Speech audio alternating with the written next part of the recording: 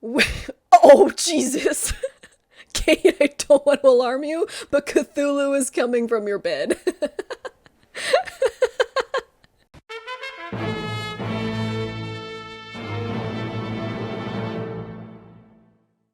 So, I'm here with my friend Kate. I still don't know what side you are. There you are. Nope. And we are going to talk about the demon cat in front of your camera. We're here to talk about Roronoa Zoro. And yeah, this whole video will contain manga spoilers, so just be wary if you're anime only. We will be talking about recent chapters and a lot of things going on with Zoro's character. So, yeah, be wary. There will be manga spoilers up to 1024. You've been warned.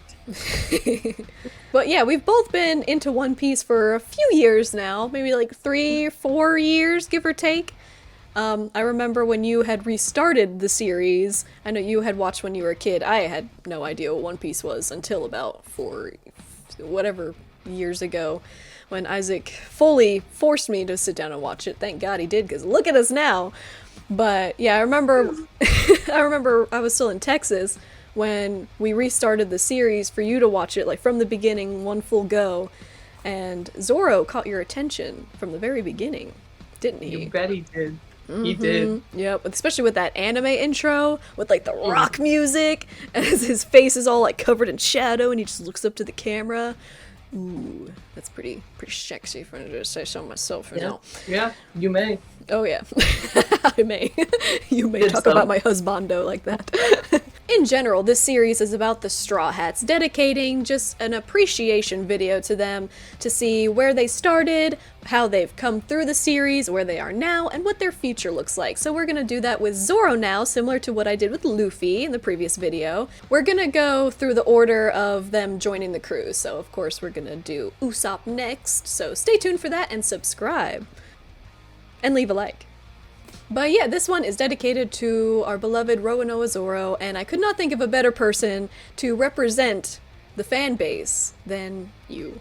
Because from the very beginning, like we said, Zoro has been a favorite of yours. So yeah, we're gonna go through the structure of talking about his backstory and his dream, then going on to current accomplishments and how he got to where he is in the series now, and then what his future looks like. How will he claim the title of World's Greatest Swordsman? Will he? Or will he not? Okay. Oh, he will. He will. He will. It will. So yeah, so starting off, we can talk about his dream is to be the world's greatest swordsman. And where did he get that little dream of his? With Kuina. Kuina, yes. So Poor Kuina. Little baby. yeah, she just couldn't compete with down these stairs, you know? It's a rough life for a You know, Yeah, it's rough. It's rough for a kid. To go against such a villain, you don't always come out on top. Quite often you come out on the bottom of the stairs. Anyway, so yeah, Zoro grew up in Shimosuke Village, which, especially with the current chapters right now, which for reference, this was recorded right after 1024 came out, so this will be an homage to how long it takes me to get videos out because I have no time. But this was recorded a while ago, so we might not have all of the updated information about Zoro, especially since he's being highlighted so much in the series. At this point, we might already know his connection with Shimosuke and everything, but at the moment, it's still we don't know anything for sure. It's confirmed that Shimosuke Kozaburo has come to the East Blue 55 years ago. Yeah. Yeah, and then he had Kyoshiro, who had Kuina. And so at first I thought that maybe Zoro's connection with the Shimosuke was just that he befriended and had a rivalry with Kuina, and carrying on her will to be the greatest swordsman along with his own was kind of their connection with the Shimosukes. But he might be a descendant. he definitely might be. I mean, the way that everything's lining up in the most recent chapters, it's looking like, because they were even saying, oh, he looks like, Ushimaru, or he acts like Ushimaru, or the way he uses his swords is like I'm like, dude, like, this is the guy. It's the same guy. Like, Is this the guy? And then, this is the guy. This is the guy. And then, he's like, oh, he's got one eye like Ryuma. And he's got Ryuma's sword. Now he's got Emma. Now it's like, he's got all the Shimotsuki swords at this point. He has or has had them. Wano Ichimonji, Yeah. Shisui, and Enma. Yeah. Which would all be in that, that lineage. So, Yeah. I mean, it's lining up. It's definitely lining up to look like he might be. Mm-hmm. Maybe Roronoa was, maybe just his father's name, and maybe the last Shimotsuki was his mother or something like that. Yeah. Or, I don't know, maybe he and Queen are cousins, for all we know. Tashigi's a Shimotsuki, for sure. Sure. But no, it's looking like he definitely could be. And if not, maybe it is just the spirit of the family and making, embodying itself in Zoro because of Kuina. Yeah, yeah. Because we're not really confirmed either way of, like, how it's gonna be confirmed. Again, this might have already been confirmed to this moment, but... In the future. In the future.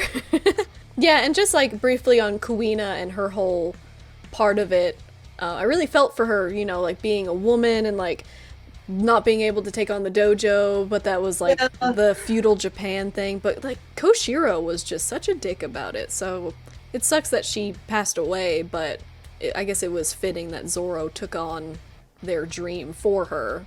Yeah. And her death was super out of nowhere, too. It was just like, bam. Very anticlimactic. Alright, well, she's dead. And it's like, oh, okay, well. I mean, it can hit you. It can hit you, man. But I think that helped Zoro kind of push on to his dream. And, definitely. That gave it a good jump start. Mm-hmm. How did you feel about Zoro having such, like, a kind of simplified backstory compared to what we have with the Straw Hats now, where, they're much more in-depth and a little bit more emotional? I mean, Kuina was emotional. It was emotional, but it was like, we got a very small amount of backstory. Yeah. I really think that is because it was one of the first backstories that Oda made. Maybe he didn't really know where he was going or what he was doing with the whole, anime or the manga, I guess, to begin with. I was hoping that in Wano we would see more, kind of like we saw more of Sanji's, because we saw Sanji's backstory with Baratie. But I figured we saw more in Whole Cake Island. I was hoping we would see Zoro's more in-depth backstory in Wano, and it's looking like we might. I don't know, because it feels like it's getting close to the end of the arc, with everything building up. But at the same time, there's a lot of these strings that are coming together, like, just everything is like, oh, well, he might be Shimotsuki, or, he's got these swords, or, he looks like this. Dangling everything. Like, which is it? It's all of it? What is it? We need a confirmation. So I'm hoping all of these things will come together. And, Oda likes to have, like, his little mini arcs in between, like, the big, big arcs. So I'm hoping they'll go into Zoro's backstory. Like, they'll reveal, like, oh my god, you are! And then it straight into the backstory. Ooh, yeah, that'd be cool. Because, I'm just curious of how he, like, family ties-wise, like, the tree, the family tree, like, how does he connect? Because if he looks just like Ushimaru, so is that his grandpa or dad? But then how was Ushimaru 20 years ago was on Wano, but 55 years ago was when they went to the East Blue? I assume the Shimotsukis who went to the East Blue is who Zoro is connected with. Because unless there's another way that baby Zoro 20 years ago, because he's 21, so it would have happened that Ushimaru died if Zoro was 1. So did he, like, send his kid off? Like, oh, my cousin went to the East Blue. I have this baby, but Kaido's coming in. So, take my baby to the East Blue. I mean, that's very plausible. I would think so, anyway. Yeah, maybe. Like, here, take my kid, my heir. Take my heir, and, get him somewhere out of here so he's safe. Yeah. So, but, I don't know. Yeah, and then maybe at this point, like I said, this is all kind of irrelevant, because maybe we know Zoro's backstory by the time this video comes out, which will be fantastic, thank God. But but if not, we're still nothing but speculation at this point. So that's pretty much all about his backstory, so now we're going to move on to when we actually meet him in the story, and which was a very epic introduction on episode 1, where we see him tied up. Yeah, you get like the rock music and stuff, man. But yeah, in the East Blue, so we'll start with the East Blue, of all his major accomplishments in the East Blue. And the first one was his introduction, because he spent how long without food and water for this little girl? I mean, I love the introduction. He's like this badass, like, yeah, you know, I'm gonna do this. I'm basically starving, but I never starve. But like, I kind of want that rice. Oh yeah. But hey, hand me that rice. Oh, yeah, I think it was a good introduction to like how hard ass Zoro is, but also like really emphasizes his like loyalty and dedication, and just his morals, I guess, because he stood up for the people who couldn't fight for themselves and like put himself through that, like that self-sacrificial idea that we see a lot from Zoro, which is super cool and one of the best reasons for him being a first mate and everything. Might I say, is they are all perfect qualities for a top-notch first mate. That is true. So the next big impression that we get of Zoro, because, you know, his backstory was brief, as we mentioned, but then very quickly in the series, we get his confrontation with Mihawk. And that, like, really adds a lot of depth to his character, I think, because he goes after the strongest, and, like, that whole scene is all about him, like, persevering and refusing to give up. It's a very great scene. And it goes to show, you know, just how strong he is in the East Blue. But when Mihawk shows up, it's like, yeah, no, you're not there. Yeah. It's like you want to be, but you're not. Yeah. It's also awesome because throughout the series, you get to see how he compares to Mihawk. Mm-hmm. So you can see his progress and, you know, how much he's grown, how much stronger he's gotten, and where he needs to, you know, fix a few things. Mm-hmm. Yeah, I think it's cool because we've seen, like, similar thing kind of happens with Luffy just much later on in the series because he's the main character. But with Zoro, even just the first 2 arcs that we've seen Zoro in, he is a badass and, like, he's unstoppable. But then he's confronted with his ultimate goal and he's clapped. Quite frankly. Very. How do you think Zoro's loss there, and like the awesome moment when he like sticks up his sword after his defeat and he promises to the future Pirate King that he's never gonna lose again, how do you think like that whole loss affected Zoro and like pushed him? I mean, it definitely made him much more determined. He's like, all right, well now I can see the difference in, you know, power. I can see where I need to be. I think it humbled him hardcore. Yeah, no kidding, he did. But no, I think that's another push, like Kuina's death. That's just another big push that sent him forward. A very big moment. I think he has a few of them throughout the series. It's like, yeah, I'm great. I can do this, and then it's like, no. Yeah, and we get that for a lot of the Straw Hats, and I think that's what makes them so interesting is because they're shown to be so badass and strong. But in the grand scheme, there's always a bigger fish, and especially with the world of One Piece, there's so many, you know, just going up the line of there's someone stronger, and now soon we're getting to the point where they're up there. There's a top, and there is a ceiling. You gotta stop. Yeah, there is. Hell yeah.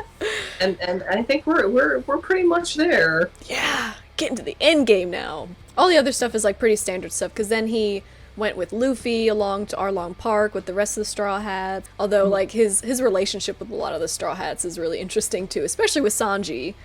Yes, especially with Sanji. Yeah. I will give you that. And just with, like, Nami, how he was very... He's like there's Luffy, who is just, everybody be my friend. Everyone's a crew member. He's like, are you sure? Like, you gotta think about this. I mean, that goes to show that's with Nami, with Robin, with Usopp when he left. Yeah. You know, it's a few times.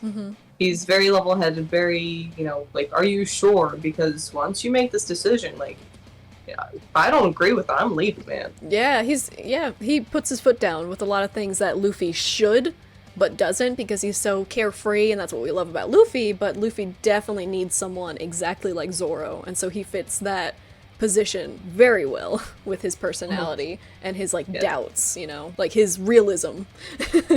So then we go into Paradise, the first half of the Grand Line. Oh yeah, I have the Alabasta one, but even before that, before the big Alabasta with Mr. One scene and encounter, we also get him at Whiskey Peak, where he single-handedly takes down the entire little city of bounty hunters.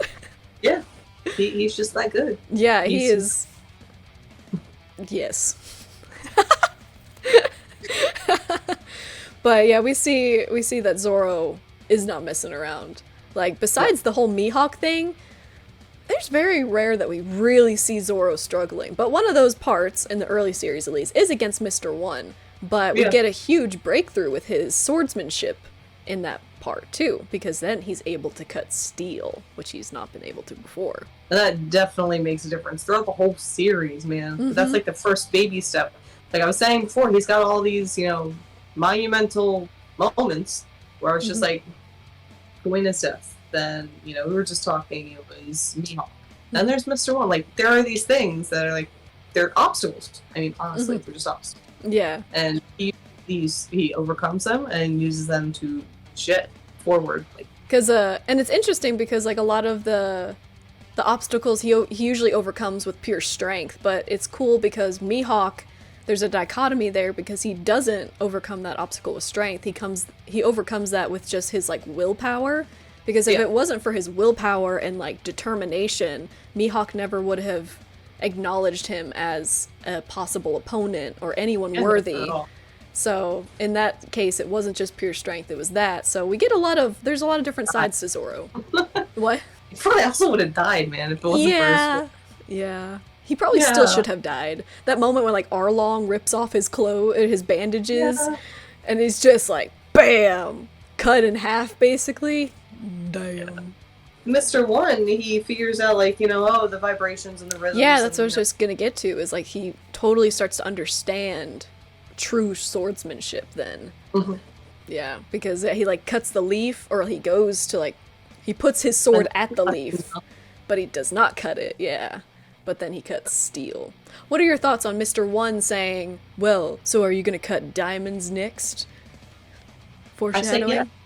Yeah. Let's go. No, I think that definitely could be some foreshadowing. I mean, it only is basically a testament to his strength that he's been able to cut so many things. Yeah. You know, one thing tougher than the previous. I think he's only going to keep getting stronger. Of course, you know, it's an anime, so they're all going to reach their dreams, or they're all going to die. And I don't think they're all going to die. Or they just all die. There's no... It's all One Piece is radioactive. Yeah, pretty much. No, I think they're gonna reach their dreams, and it's just a matter of time at this point. And I mean, he's fighting the toughest right now, so, and he was in bandages for a good minute, but he's getting back up and he's doing his part. He is. We'll get to that. Yeah, he's doing his part. That's Alabasta. The next part is Eni's lobby, where all the Straw Hats get a big power boost, and Zoro's was Ashura's. What was your impression of, like, what the hell is Ashura's? I was like, what's really happening? Oh, that's so cool. Oh my god, he can't get any cooler. Like, what is that demon coming out of him? Like, okay, now he can just clone himself. I was like, oh my god, what is happening? Like, is he just, like, moving so quickly that he, like, is it just, like, his auras? I'm like, oh my god, that's so cool. But, yeah. There's definitely an amazing moment. Right? So, yeah, what are currently your thoughts of, some people say that Ashura is kind of like a weird depiction of his Conqueror's Haki, and like way back then that was like a weird way of his Conqueror's Haki manifesting as a demon? I mean, that's definitely an interesting theory. I'd have to actually do more research to, you know, and that is an interesting theory, though. I do like that idea. I don't know how well it holds up. I mean, but it is also before we find out exactly what everything is, like, with all the hockey. Because, like, they're actually rewatching it with Aaron. I'm like, oh my god, like, was that, like, hockey? Was that observational hockey? Was that armor? Like, right? What is this? Yeah. And it's like, I don't know. I think it definitely could be. and maybe Oda just didn't know how, like, maybe had an idea of what he wanted to do with Conqueror's Haki, just not how to express it. Or it could just be his aura, or it could have something to do with his lineage, for all we know. Right? My opinion is that I don't think it's the Conqueror's Haki, I think it's more just, like, his aura itself. And, like, willpower. If anything, maybe there was some, for sure, like, armament haki, like, early stages of armament. Because, like, the swords get all, like, glowy. They don't turn black, but they're, like, definitely something's happening and he's getting stronger. But regardless, I think it would be cool if that was just his thing. Like, Sanji's is catching fire, which, by this point, we might know why he's catching on fire, because there's the whole Germa thing that might be a thing. Maybe we'll find out what Ashura's was. If we're getting an explanation for Diablo Jamba 10 years later. More than that. It's been a long minute, maybe. Yeah, a lot longer than that. It's like 15 years. Yeah, so that's Eni's lobby. That was the big power-up of Zoro with the series, was Ashura. And we don't get to see it too much, but I think it was a pretty badass level up for himself. Yeah, definitely. And he definitely needed it against the pure, raw power of nature that is the giraffe. I mean, oh my god. He's like built, you know? Like a block, man. Yeah, like a pasta maker. But that's Eni's lobby, and then the biggest, like, I'll let you say where it ranks in top Zoro moments, but the nothing happened moment on Thriller Bark, when he takes all of Luffy's pain and nothing happened. I mean, what did happen? I don't even know. I don't really know. That moment is like one of the top tier moments. It's like, respect, man. That's all I had for him, is respect. Yes. And I love that Sanji was there with him, like, to witness that, like a few other crew members. Because, to be honest, Zoro is better than Sanji, and Sanji would not be able to take that. Oh, no, of course not. No. No, honestly, probably not. Zoro's a fucking tank. Yes.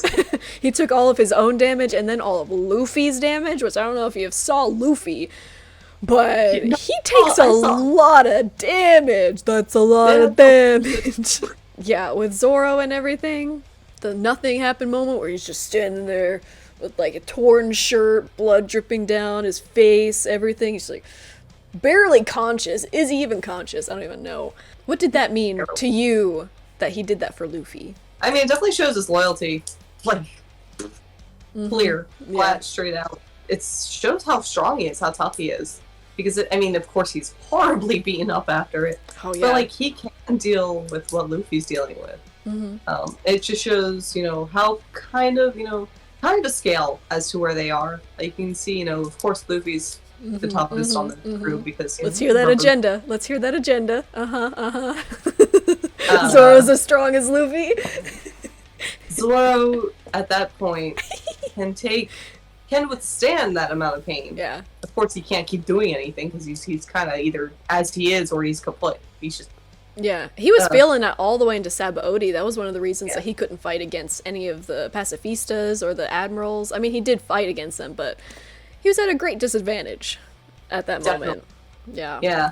But again, I think it just goes to show how much he can take compared to Luffy. It also shows, how strong they are getting progressively. Especially with Kuma doing, oh my god, like, oh god. It's a lot of damage. Right? Huh? Yeah, with Kuma and everything. Yeah. That was... Yikes. That's the last thing I was gonna say before the time skip. But yeah, just to solidify, the nothing happened moment was, for me, like, such a great moment for his character, just because his connection with Luffy. Like, everything that he does is always for Luffy. Oh, and we skipped it. We talked about it a little bit earlier, but with his whole level-headedness, like, keeping Luffy in line on, at the end of Eni's lobby, when Usopp refuses to, go along with the crew, and then he tries to come back, Zoro's the one who's like, hey, you need to start being a captain. I know you're laid back, and that's why we like you, but at some point, you're gonna have to start showing some authority, or else we're gonna question who to follow, And I love Zoro always being the backbone of the crew. And yeah, definitely. Yeah. And that shows even more. That was like solidified with the nothing happened moment, because he just like, he literally takes all of the weight that was put on Luffy and sacrifices himself for Luffy, because Kuma was just going for Luffy's head. That's all his orders were. But Zoro and Sanji stood up against Kuma. But then like the moment that Zoro like knocks out Sanji to make sure that Sanji doesn't sacrifice himself either, it's just such a beautiful moment for like all his relationships with the crew, like willing to sacrifice himself so they could all get free, and then earning Kuma's respect. That's like another moment where like Mihawk and like Luffy does a lot, like they just earn respect from people more powerful from them because they see You it. get respect. You don't get respect. Everybody look under their seats. You get respect. So then we're moving on to the time skip. How did you feel about him training directly under Mihawk, who's supposed to be his final boss, so to speak? On one hand, I thought it was really cool that he's getting training from the strongest, but on the other hand, it's like, you're supposed to fight him one day. Like, yeah, you're gonna learn all his tricks, his habits, and, you know, his mannerisms, and I don't know. I thought it was weird to accept, I mean, on one hand, like I said, I get it, to accept help from the strongest person or the one that you admire most. Because who wouldn't be like, oh my god, you're like the best, I don't know, whatever, you're the best doctor in the world, and I'm trying to be a doctor. Teach me. But also you want to surpass. So it's like, I don't know. Yeah, it's a different relationship there. The same as, you know, a swordsman, because you do the opposite with life. So, true. That is true. But like, so on one hand, I get it. He's like, oh yeah, Mihawk's the greatest. You know, he learns from Mihawk. Oh man, I don't know. I didn't like it so much. It's a little bit better because he doesn't train directly under Mihawk. Like, for the little bits that we see, he was trained, you know, by like that monkey. But the monkey still fought just like Mihawk. Like, that was the point of the monkey. Yeah. Having the same giant blade too and everything. Like, where'd he get that, first of all? But whatever. It's basically, I don't know. I thought that was a little weird. But at the same time, it's cool that now he's all so much stronger. He's got all of this. And he just shows up with, like, your eye.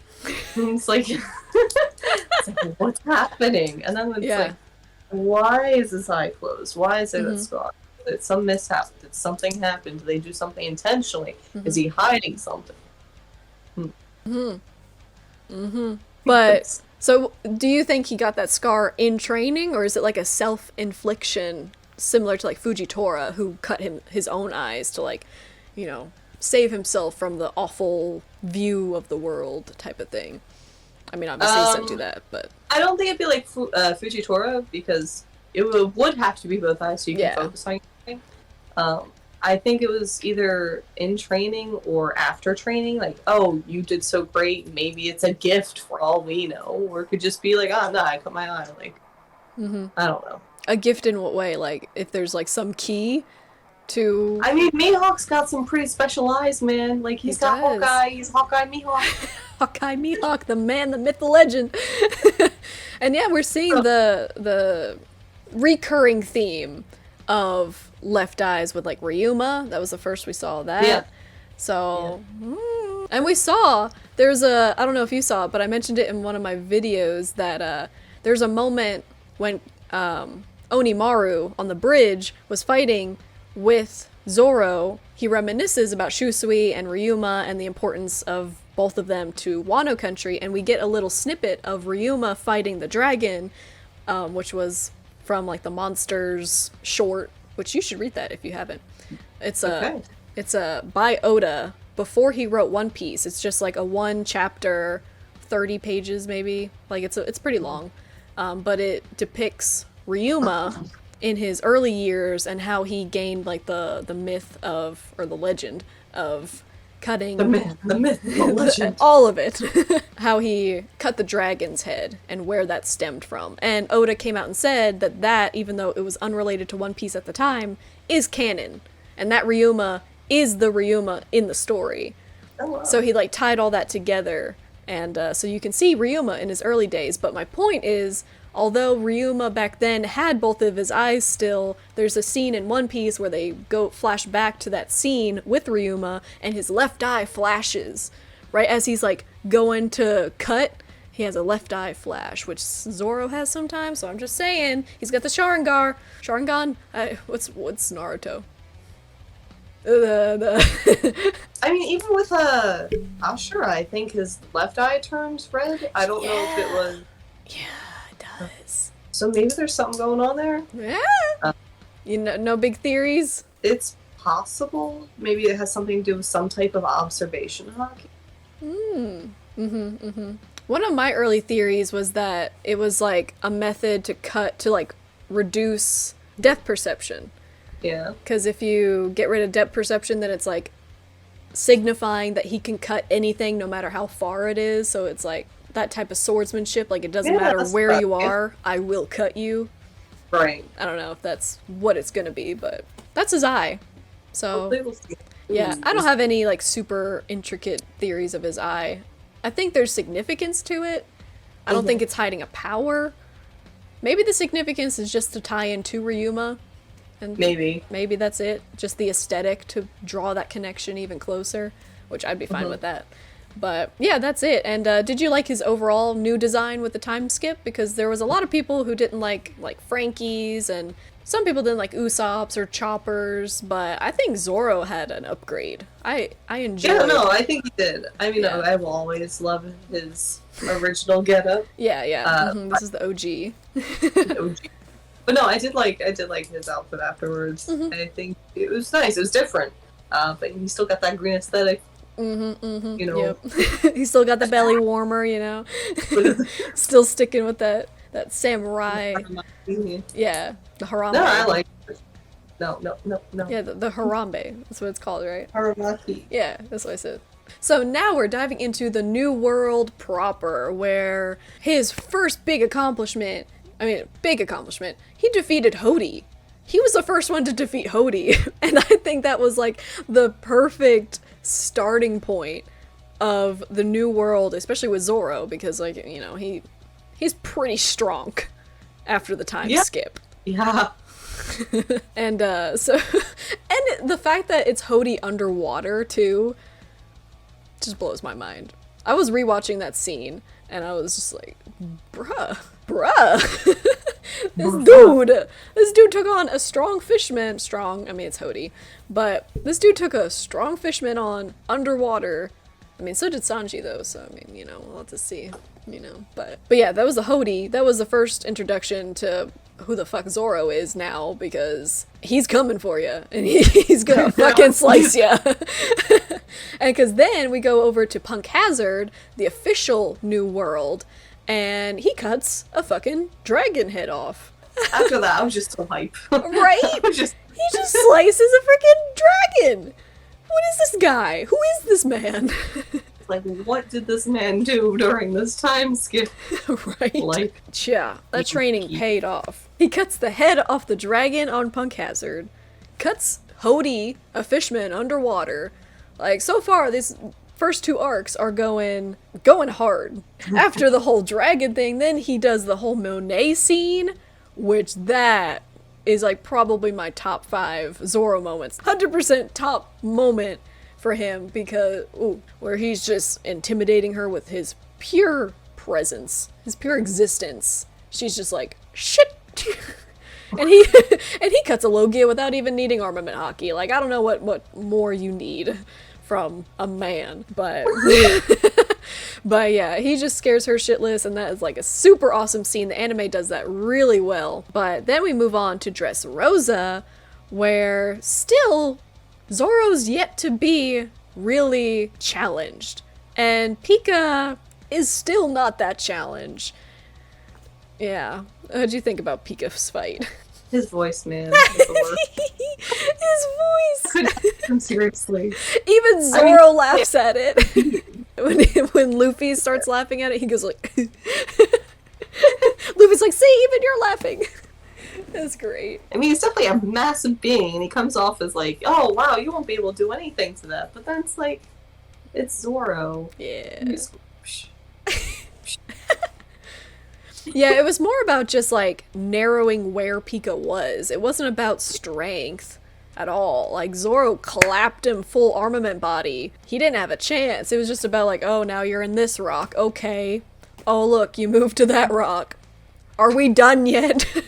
And eventually he just cuts him off from the ground. And then like he sends the whole spiraling thing. Sonturyu Ogai Ichidai Sanzen Daisensekai! That's the big moment where he is flying through the air and cuts Pika at his waist, and so he's, can't go into the ground anymore. That's where he gets black blades. No, I think it's pretty neat, the way that you can just take that armament hockey and just cope, basically. Yeah. Blades and swords.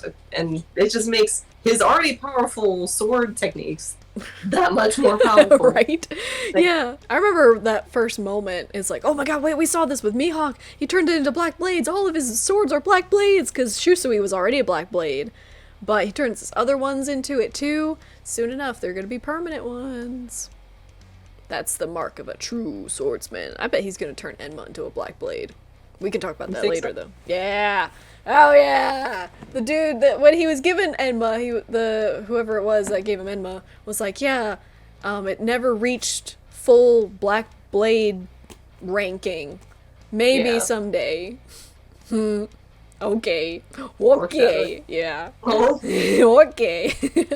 But yeah, that was Pika, and like I was saying, like, I mean, did you feel that he was challenged at all up until this point? Not really. Yeah, I think that's like the biggest, not complaint, but more like excitement surrounding Zoro is because he hasn't been.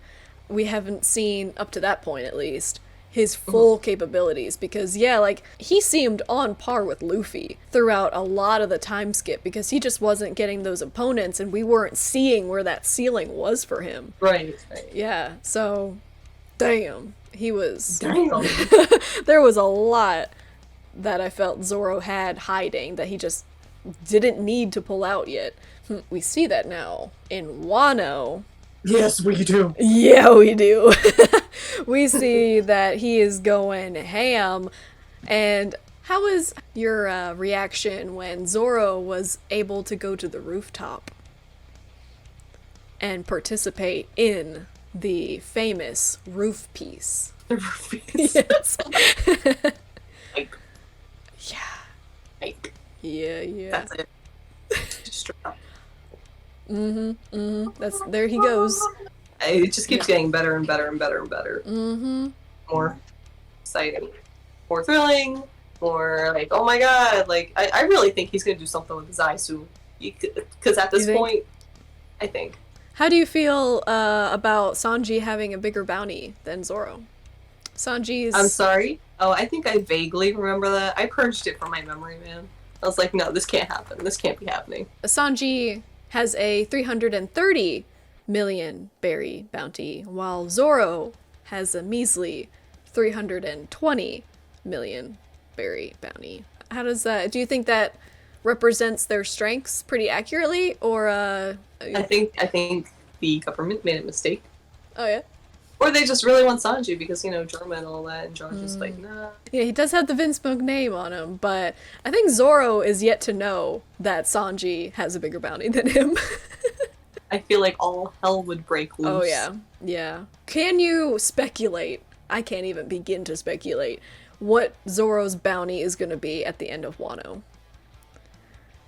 With Luffy currently having a 1.5 billion berry bounty, King has a 1.3 billion berry bounty, and Zoro's going up against King right now. Do you think Zoro's going to exceed King's bounty? I mean, if he does, I would think so. It would only be logical. If he's stronger than King, wouldn't he have a higher bounty? If he's more of a danger to the government than King. A lot of bounties are going to skyrocket. Because, like, if you think about it in the grand scheme of things, 300 million berry bounties is not representative of Zoro. No. Or Sanji. Or, like, a lot of the Straw Hats. I'll give it to Sanji. No, it's not accurate of what they can do. Oh, yeah. Maybe a 400, Maybe 331 million? Yeah. he was up on Roof Piece, up on the rooftop, and we didn't really mention it, but he's also one of the Supernova. He's the only other vice captain aside from Killer who was in the Supernovas. So him and Killer are the only non-captains part of the Supernova, which I think is super cool, and another testament to just how close he is ranking with Luffy. Yeah, definitely. Yeah. Definitely. He's got to be super strong in order to make Yeah. only so many, very few, you know? Yeah. It just goes to show how strong, how powerful, how much of a threat he is to the government. I mean, at that time, I feel like those were all accurate you know, right now, I feel like it would be his whole crew, man. Right? Well, maybe not. Maybe. Maybe not Chopper. Yep, see, our agenda runs deep. And so, up on Roof Piece, we see that Zoro... What were your thoughts on Zoro's Conqueror's Haki up to this point? What were your predictions with Conqueror's Haki? Like, we talked about the Ashra thing, that's not really Conqueror's, we didn't think so. So what's your thoughts on Conqueror's up until that moment where it's revealed that he has Conqueror's Haki? Hell yeah! No, I mean, I was kind of hoping. I'm gonna be honest. I was hoping because there are a few points throughout the show where it's like, would it be Conqueror's Haki? Does he have like the aspects and traits of someone who would have Conqueror's Haki? And from here, I mean, I didn't have any predictions, but from here on out, I think it's only getting stronger and stronger and more prevalent. And Luffy's gonna be like, hell yeah, man! Like, let's do this. Yeah, that's my first mate right there. Have that Conqueror's Haki. And now we see that Yamato has Conqueror's Haki too, so like the big bad bitches up there all have Conqueror's Haki. So I think it's definitely fitting that Zoro has Conqueror's Haki. And it's interesting though that he doesn't know how to use it. Oh, this is a big thing. Speaking of Zoro's Conqueror's Haki, you haven't caught up to the anime. No, I think I stopped towards the beginning of Wano. And then my internet was just so crappy I couldn't keep watching it. Well, do you want a slight spoiler? I mean, you know Yes. what happens in the manga, but this is an anime-only thing. Oh, what happened? So, this was hot debate going around the community at the time. And so this will be a first. It'll be a first reaction for you. So, we know, manga readers, that Zoro has Conqueror's Haki, but, and tell me if you disagree with my stance here. It's depicted that Zoro does not know that he has Conqueror's Haki, or that he used it on accident. Pretty much, yeah. I would say it's pretty accurate. Yeah, so, because he kind of like, he just gives everything he's got at that last attack against Kaido, and so he like unleashes, you know, his inner Conqueror's Haki, because that's totally fitting for that situation, to like give everything you've got. The episode in which this takes place, they just got into Onigashima. They're broken through, they're causing havoc in the raid. Like, Queen's on stage, Apu's there. You remember that whole, where they just break in and, like, they're still kind of undercover in the Beast Pirate outfits and stuff, and they're kind of trying to figure out what's going on, and Luffy, Zoro, and Kid, and the Kid Pirates all charge in ahead of everyone else. So we have some scenes there. But one of them is a Zoro scene where there's a bunch of fodder, like, nameless beast pirates, not even smile users, assumably like waiters or pleasures, just kind of hanging around, and Zoro's walking around like sharing booze with them, but they start tipping over Oshiruku, the soup that they gave to Tama, and, you know, insert many Tama flashbacks, and so Zoro gets really pissed about how the Beast Pirates are just wasting food, because meanwhile people in Leftover Town are just starving to death and dying, and the Beast Pirates are laughing about it. So Zoro gets really mad, and it's starting to get aggressive, and all the other Beast Pirates are like, hey dude, like, what the hell is your problem? Like, stop. And they all charge after him, and Zoro glares at them, his eyes sparks, and he knocks them all out. And they all start foaming at the mouth and pass out. And Zoro smirks and says, huh, guess they had too much to drink. And he walks off. So the anime just completely flipped. What are your thoughts? But then that makes it sound like he's known that he's had it, but at no point. doesn't... This was very similar to my reaction, like, what? But why? But why? It gives off a different vibe when he uses it fighting. Yeah. I get home. I know, it's a lot to process right now. I know. It's like a big thing. I mean, it sounds like an interesting scene, but at the same time, like, I don't know. Like, it just changes the whole atmosphere. But yeah, I just wanted to bring that to your attention, wanted to get your thoughts on it, but your reaction was pretty much mine. It's like, it's, in of itself, if you were an anime only, it's a cool scene. Cool. Yeah, like, hype moment. But at the same time, like, nowhere is it hinted at up to that point. And then he just suddenly uses it, willingly, on command, and, like, isn't shocked. Like, he doesn't react to it. He, like, smirks. Unless it's something he's learned while training during the time skip. That would be the only thing I can think of, is maybe he realized he could use it then, but he hasn't needed it. Yeah. But then why would you use it on, like, these runts? Yeah, but then it's like, it's confirmed in the canon, which is the manga, that he doesn't know what he's doing. That he does it on accident, you know? It's weird. It's dumb. A lot of people didn't like it, so I just wanted to know your thoughts. I don't know. Like I said, like you were saying, if I was just an anime buff, I'd be like, hell yeah, that was a cool moment. But knowing that, knowing what goes on in the anime and what's been going on, it's like, Yeah, it's like I want to like it, but it's just so dumb. So that's everything up to where the anime is. So yeah, his current things in Wano for the manga, he's went up against Kaido. He's tanked he tanked the huge attack from Big Mom and Kaido. I can't even get my thoughts in because it was such a hype moment.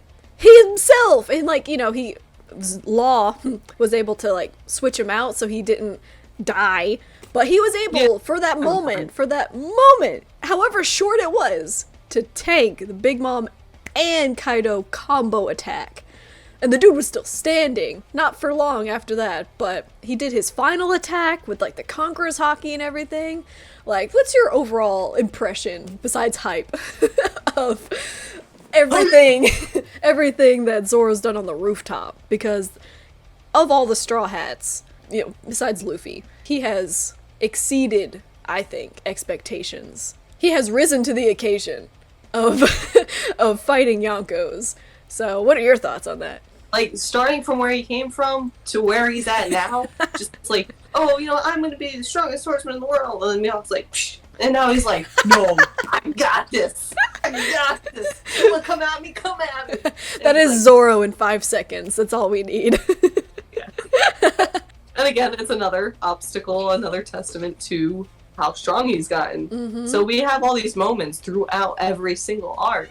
Some of them have one, some of them two, whatever. But it's every single arc just goes to show how much stronger he's gotten since the last arc. Mm-hmm. And now you can compare every single thing. He's taking on, like you said, 2 Yonko at the same time. Where Mihawk was like, nah, I got this little tiny dagger. I'm gonna be like, and right? I'm dead. Mm-hmm. And then Zoro even did like the little dagger thing when like the first scene we see of him in Wano is when he's cutting the entire building with the little, seppuku knife. Damn. Little Sudoku knife. Sudoku? Yeah.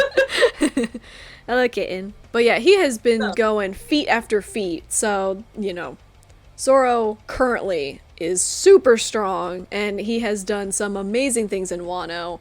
And that's pretty much all of his current accomplishments and, an idea of his strength up to this point, where he is currently in the manga. So, and then I just want to top this segment off with talking about his swords. Cat, what are you doing? Oh, we get both double. Looky, Cat. Look. Who's that? Who's that? Oh. Who's that? Oh my god, they look so similar too. They do. You're not looking. Do you understand what screens are? I bet you don't. You can't even ask why. But no, his swords, I think it's crazy. Because we actually just saw the scene with the dude with the rust fruit. Oh my god, that OP fruit that we never Oh. see. Yeah, that we He's never like, oh, see yeah, again. I want to destroy your sword. And he's like, no, get out of here. Yeah. But no, his swords now, like we were saying earlier, like I said, I don't know if this was pre or post recording. Mm-hmm. But he's got 3 of the Chimitsuki swords. Mm-hmm. It was the Wano Ichimonji, mm-hmm. Shusui, Mm-hmm. and Enma. Mm-hmm. Yeah. Bruh. If that doesn't point to some Shimasuki action, I don't know what does. Just need to know if he actually has like a familial connection, or is it just like carry on the will type of thing, like with Kuina? Right. I Like don't we were know. saying, either he could have been like, oh, hey, here's my heir, please take him and run, or Mhm. and he's like an actual Shimitsuki, and Roronoa is just probably some undercover name or his mother's name or something. I don't know. Yeah, like he might have had Zoro might have Like- been born out of wedlock, and maybe there was like some bad mojo going over there, so maybe he took his mother's name. Right. Something weird like that, or maybe Like Ace. Yeah, exactly. So we've seen it before, so it's not out of the question why he would have Roronoa. Right. Or maybe he's just a lost descendant that we'll never get a confirmation lost. on. He's Oh, lost. that would be that would make sense. Zoro is just a lost descendant of the Shimasuki clan. His ancestor just walked off of Wano and was like, this is the right direction, right? Yeah, now we have to know, are all of them directionally impaired? Yo, I would love that. That would be That would funny. Like Ushimaru and Ryuma are just known to get lost all the time. But yeah, so all of his swords, he has the Wado Ichimonji, which is Kuina's, the Sandai Kitetsu, which was the cursed sword from Logtown, Yep. and Enma. So that's what he currently has. And the Sandai Kitetsu was forged by an ancestor of Kitetsu that we met with Tama and everything like that. So that's still a Wano-based sword. Yeah. Which we figured that because like all the swords were leading to Wano from the very beginning. All the samurai lore and stuff like that. But he's previously held, of course, Shusui, which Shusui was always my favorite. I mean, Enma's pretty freaking cool too. And Enma is better than Shusui. I think those 3, Shusui, Enma, and Wado Ichimonji, those 3 in his possession would be like top tier Right? god tier thing. Like, I know. he'd be the new Ryuma, man. Right? Yeah, that's what I think. Is like I was wondering, I think it would be pretty cool if Shusui was handed to Zoro again, like given back to him, but then it's like the question of what happens to the Sandai, but like which Yeah. one's better? I think Probably Shusui. Shusui. Yeah. Unless they go into the backstory about like the curse. Yeah. But I think those 3 in his possession would definitely help him get to, or would make him, with his own skills, of course, the greatest swordsman. Ooh, yeah. Yeah, I just think that like the fact that Shusui's already a Black Blade, but I went into it that I was just saying that the fact that Shusui was taken from him because it was Ryuma's, and no one knew who Zoro was. He was just some guy who stole Ryuma's, the legendary swordsman of Wano's, sword. But now, once the Onigashima raid is ended and they won, obviously, I think that Wano will regard Zoro as a hero, and maybe they'll gift Shusui back to him, knowing his history with it, so that maybe he'll. But then it's like, what happens to the Sandai? Maybe I'm gonna admit not being a master knowledge of all of the swords and the rankings. There. So, but I just think like the history and the lore that Shusui has is a lot more meaningful rather than the Sandai Kitetsu, which was like a cursed sword from Logtown. Yeah, do you have like a favorite sword or anything? Do you like Enma? How do you like Enma? And like the whole hockey sucking thing. I mean, I do like Enma, and I think it's badass that Zoro's like, nah, you listen to me. Right, And then yeah. he's Yeah. I did like Shusui. I like the color scheme. I mean, Yeah, there it is. In case anyone so- missed it. I do like Shusui. And I like the history that comes with it, especially with Ryuma and all that. And I really think Zoro should end up with it again. Like, I'm going to keep saying this. I really think he should have. Like you said, I don't know much about, swordsmanship, like the actual swords and all that, like the Sandai Kitetsu. But if you had Enma, Shusui, and Wado Ichimonji, I feel like he's stuck with Wado Ichimonji. That's not going anywhere. Yeah, that for He's sure. getting That's it. So Kuina's. it's just a matter of which is going to be the third sword. I think for sure he's gonna keep Enma, you know? Yeah, I know. I do like Enma. Yeah, it's a pretty cool sword. Because that was Hiyori's sword, right? Yeah. Yeah, because Yeah, I that's believe because it was. Hiyori gave it to Zoro, and I think Hiyori might also have Momo's, the Abe no Abakiri, or something to that effect. I don't think he'd be getting that sword though. Yeah, I mean, no, I maybe don't. I think he was, Momo will, but- now that he's aged up. Yeah, Momo is 28 now. Yeah, now he's Oh. 28. I think Now he's older than the rest of the crew, except for, I know. Robin, Robin and Frankie. Frankie, and And Brooke. Brooke. Yo, he's pretty much dead though. Yeah. Any last thoughts on the swords overall? Yeah, the swords. Yeah, that's how There. my sword admiring is very surface level. Like I don't really, I think it's cool, like the whole lore and the forging of all the blades and how they're handed down. Like that's all really cool. I just, yeah, that. I have yet to see what Enma looks like in the anime though. I only if Oh seen the yeah, black. you haven't. It looks Yeah. really cool. Yeah, yeah. I'll have to look it up. It's purple. I thought it was gonna be black and white because it was like cool like that, but no, it's purple. Everything in Wano is purple. I don't understand. Beware, watching Wano in the anime. Everything is purple. Okay.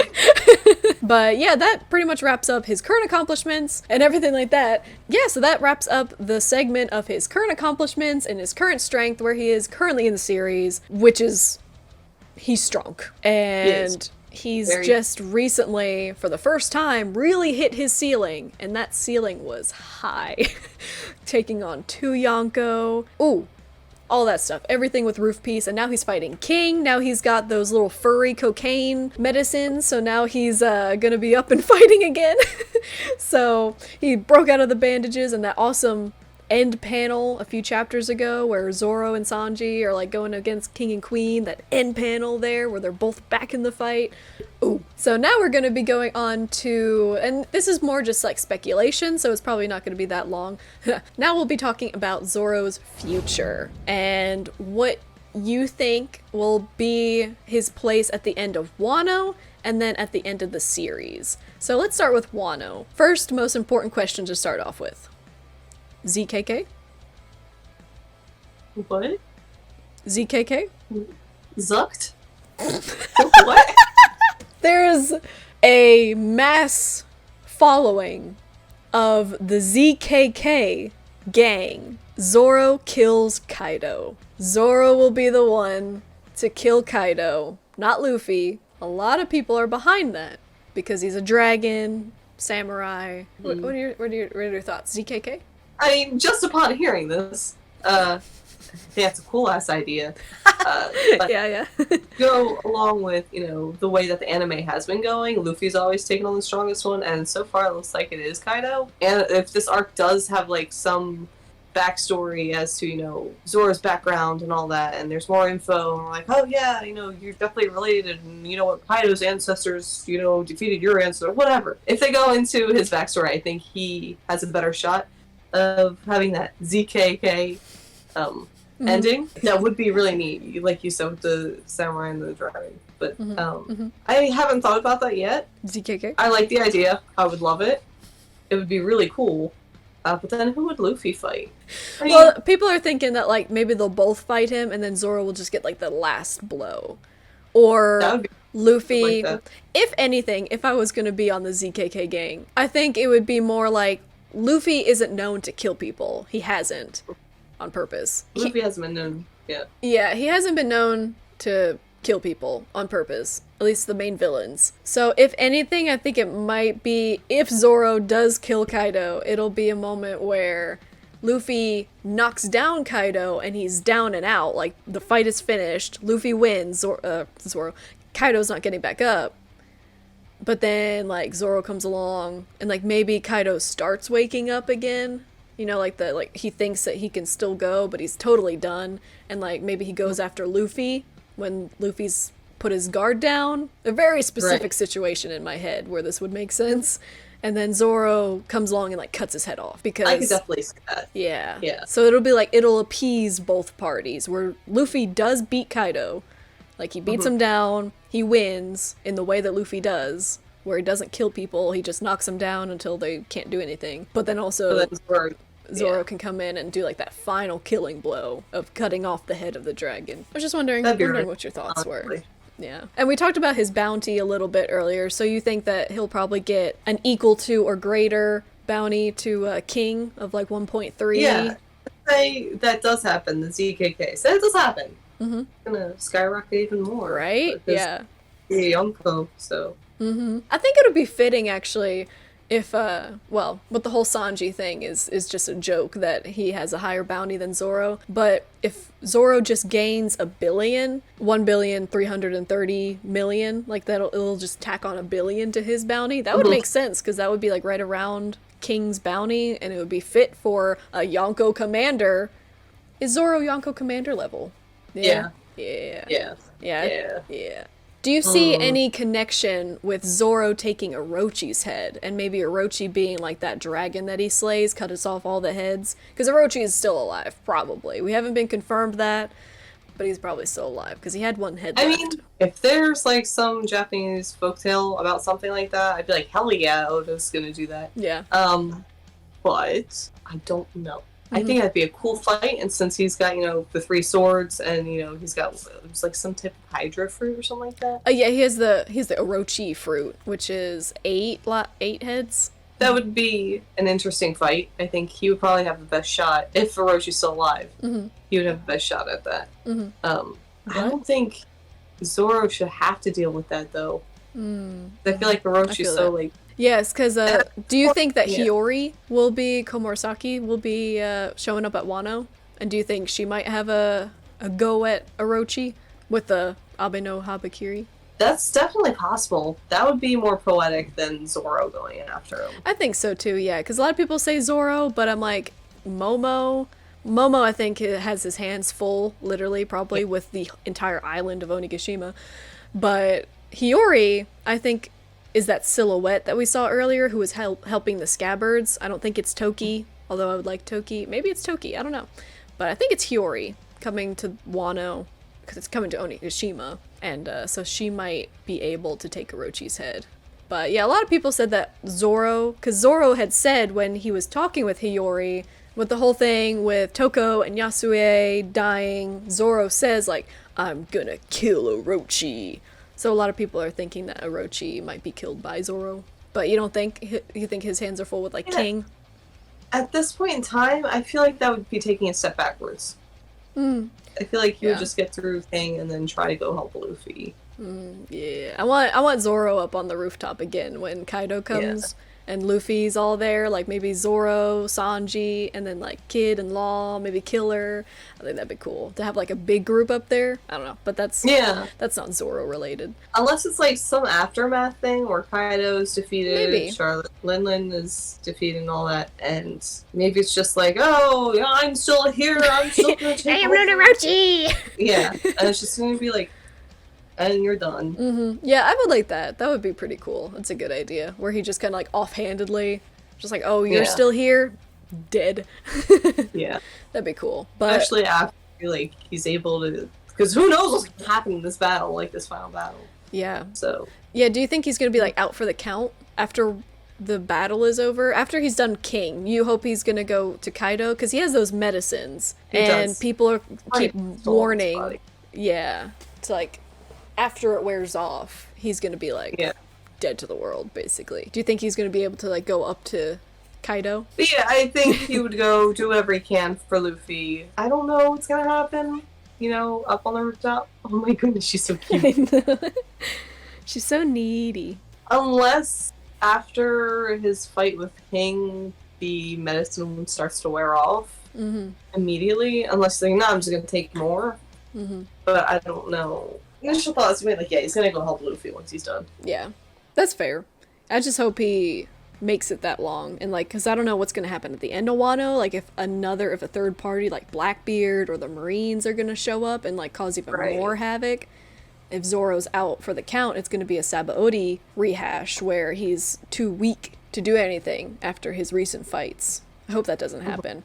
But moving on to the final topic is him achieving the greatest swordsman title. I'll say my thoughts because this kind of ties in with the whole time skip training under Mihawk, or at least not directly, but with the monkeys. He basically fought Mihawk. Currently think that that's setting up something that he's not going to fight Mihawk to get the greatest swordsman title. I think Shiryu will possibly defeat Mihawk, kill him, defeat him, whatever, incapacitate him, and Shiryu will be, for a short amount of time, renowned as the greatest swordsman. And then when the whole Blackbeard versus Luffy is bound to happen, that Shiryu, the whole thing with Mihawk and Shiryu is the greatest swordsman, and now they have to fight. So do you think he's still gonna fight Mihawk, or do you think... I mean, I like your theory. I like that a lot. I think that makes a lot of sense, especially the way that the show is going. Mm-hmm.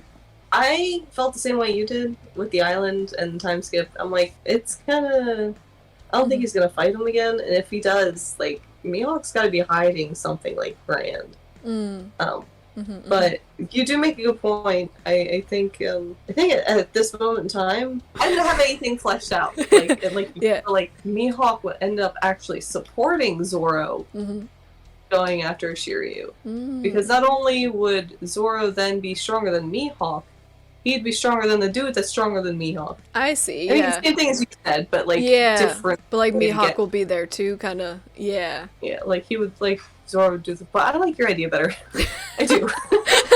Yeah, because I think there might be a Mihawk... Because, like, if Mihawk doesn't die against Shiryu, we're going to get a whole Shanks arc, assumably before Blackbeard arc. And, you know, we're probably going to go to Elbath because Shanks has a lot of Nordic mythology surrounding his crew, so I think we're going to go to Elbath and learn about a lot about Shanks, and Shanks is good friends with Mihawk. So Mihawk might go to Shanks after maybe being defeated by Shiryu, you know, like, he just got out alive, I was nearby Elbath, I stopped here, Shiryu defeated me, he's the greatest swordsman now, because, like, if you're going down that theory that maybe Shanks was the greatest swordsman before Mihawk, which they kind of hinted at, because they talk about Shanks and Mihawk's grand fight years ago. Plausible. Maybe.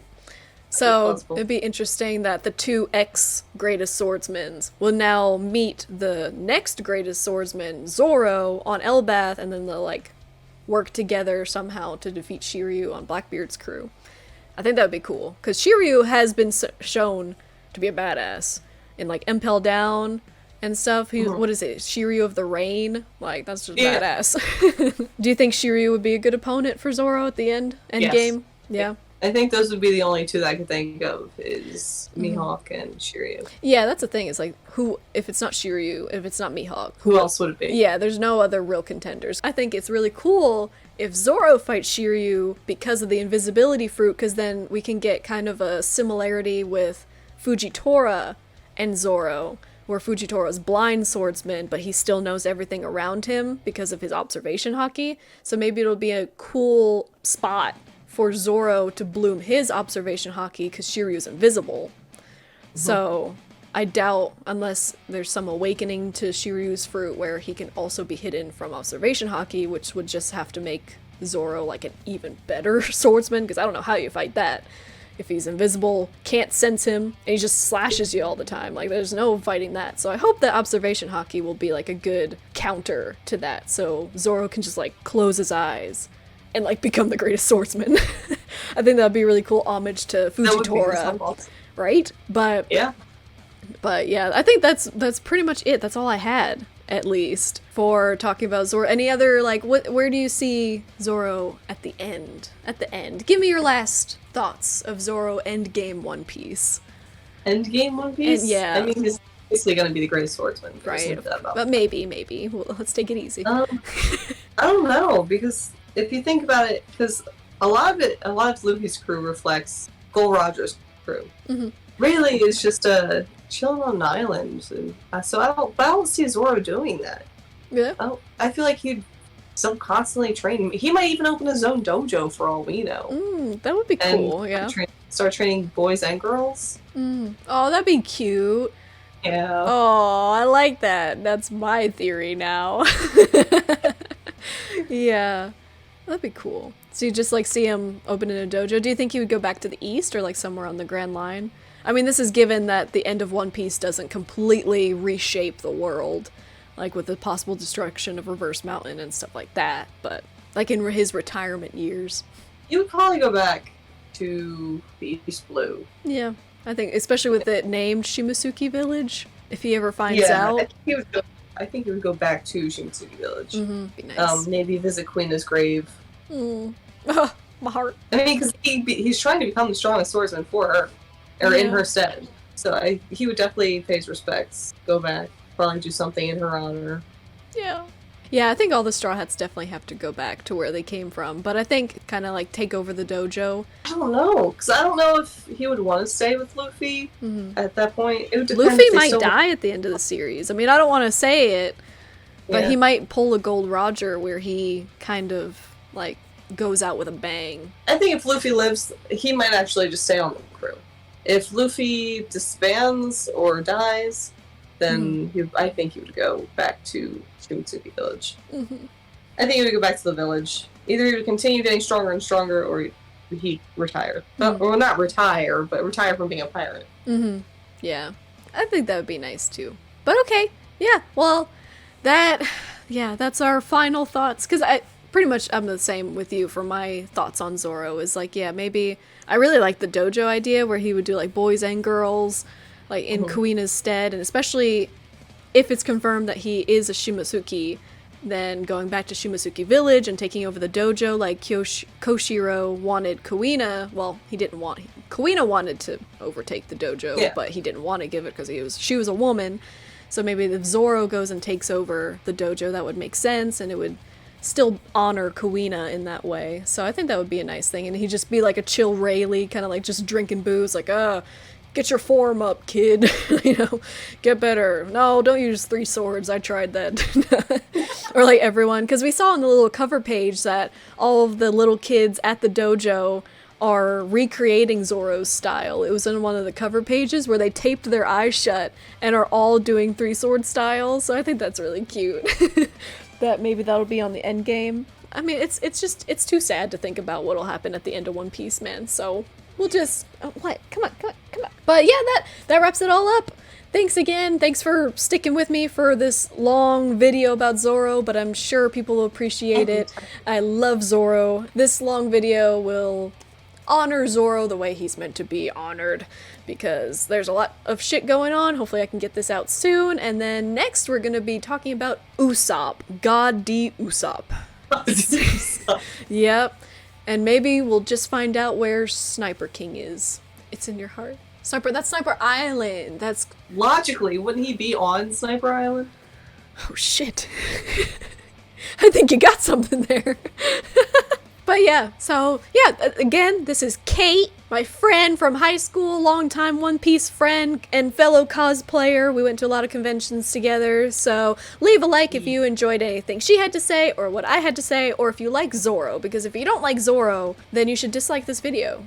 And you know, don't dislike this video. Yeah, you should. Why would you do that? You like Zoro. You like Zoro. We all like Zoro. Yeah, you're not clicking on an hour-long video about Zoro if you don't like Zoro. So hit that like button and subscribe. On our way to 1,000 subscribers. But yeah, hope you enjoyed, and we'll catch you next time. Thanks again, Kate, for coming with us on this Zoro journey. Yeah, thanks for having me. It's been great. Yeah. So yeah, he cuts the head off the I'll let you. Sorry. Shimotsuki? Shimotsuki. Shimotsuki.